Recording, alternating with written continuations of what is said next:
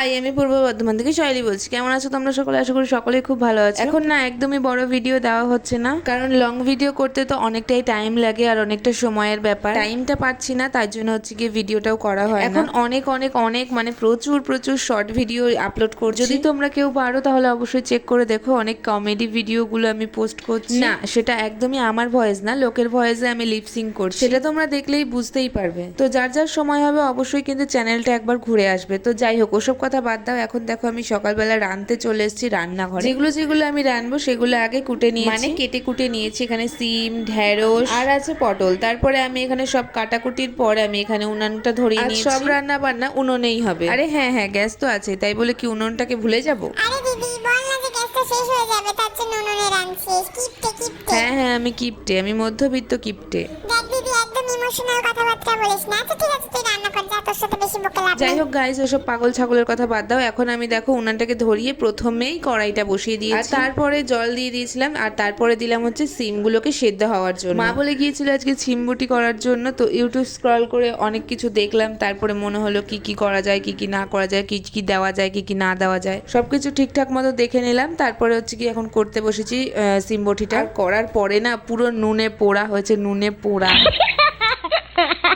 জানতাম তুই একটা কাজও ঠিক করে করতে পারবি না। আচ্ছা আচ্ছা ঠিক আছে, ওসব কথা বাদ দে। এক একটা রান্না তো খারাপ হতেই পারে, তা আবার বলার কি আছে। আর হ্যাঁ, মাঝখানে হচ্ছে কি বাবা এসেছিল ভাত খাওয়ার জন্য, তার জন্য আমি মাঝখানে সিমটাকে সেদ্ধ করে নামানোর পরে একটা ডিম ভেজে দিয়েছিলাম। দেখো সিমটা কত সুন্দর সেদ্ধ হয়ে গেছে। আর এখানে আমি পটল আলু করব, তার জন্য আলুটাও কেটে নিয়েছি। আর এখানে আমি শিলনোড়াতে লঙ্কাটা বেটে নিয়েছি। দেওয়ার জন্য হচ্ছে এখানে কাঁচা লঙ্কা বেটে নিয়েছিলাম। ভয়েস ওভারটা আমি যেন 2 দিন ধরে দিয়েছি, 2 দিন ধরে। আমার হাতে একদম টাইম নেই যে আমি একটু ভালো করে ভয়েস ওভার দেবো, মানে সবাই বাড়িতে রয়েছে তার জন্য ভয়েস ওভার দেওয়া হচ্ছে না। তোমরা তো জানোই যে আমি রান্না করলে কিছু কিছু ক্লিপ আমি তোমাদের সঙ্গে শেয়ার করতে পারি না, মাঝখানে আমি সমস্ত কিছু ভুলে যাই। গ্যাসে রান্না করলে তাও একটা কথা, বাট উনুনে রান্না করলে বারবার আগুন নিভে যায়, তারপরে এটা ওটা হয়, অনেক সমস্যা হয়, তার জন্য কিছু কিছু ক্লিপ নেওয়া হয় না। আর যেহেতু আমি একাই ক্যামেরা করি তাই জন্য আরোই নেওয়া হয় না। এই যে গাইস, সিমটা রান্না করা হয়ে গেছে। আমি এখনো অবধি জানতাম না যে এটা এতটা নুনে পোড়া হয়েছে। আমি এটা হচ্ছে কি এক বিন্দু মাত্রও খাইনি, আমার বাবা খেয়েছে। তো খেয়ে আমি বাবাকে জিজ্ঞাসা করছিলাম যে কেমন হয়েছে।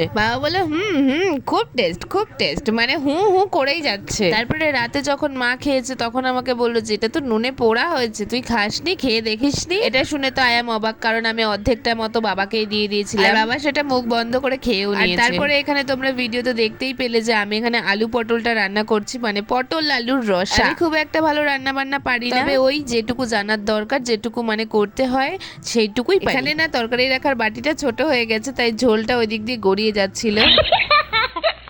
যাই হোক গাইজ, এখানে আমি এখন ঢ্যাঁড়সটা বসিয়ে দিয়েছি। তো এটা আমি এখন রান্না করি, আর তোমাদের সঙ্গে দেখা হচ্ছে নেক্সট ভিডিওতে।